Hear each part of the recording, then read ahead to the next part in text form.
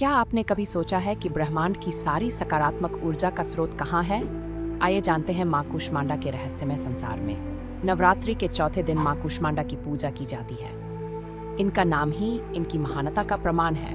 कू यानी थोड़ा, उष्मा यानी ऊर्जा, अंडा यानी ब्रह्मांड। यानी कूष्मांडा वह देवी है जिन्होंने उष्मा से पूरे ब्रह्मांड की सृष्टि की। शास्त्रों के अनुसार माँ कूष्मांडा सूर्य के केंद्र में निवास करती है। उनका तेज असंख्य सूर्यों के समान है।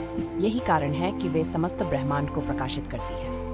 उनकी 8 भुजाएं हैं जिनमें कमंडल, धनुष, बाण, कमल पुष्प, अमृत कलश, चक्र और गदा शोभायमान है। माँ कूष्मांडा की सबसे विशेष बात यह है कि वे सकारात्मक ऊर्जा की अधिष्ठात्री देवी है। जब भक्त उनकी आराधना करते हैं तो वे सभी नकारात्मक शक्तियों का नाश करके सकारात्मक ऊर्जा का संचार करती है।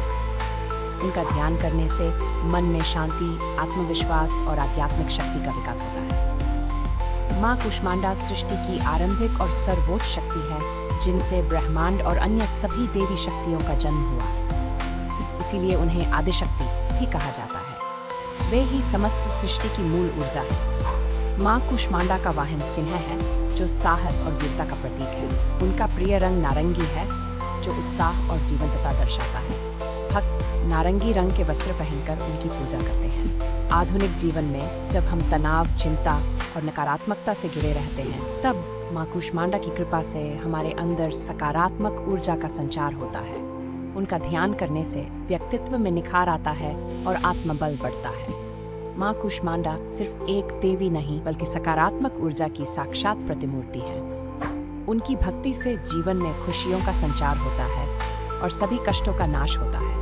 इसलिए निस्संदेह कहा जा सकता है कि माँ कूष्मांडा सकारात्मक ऊर्जा की सर्वोच्च देवी है। तो क्या आप मानते हैं कि मुस्कान और सकारात्मक ऊर्जा ही जीवन की असली सुपर पावर है?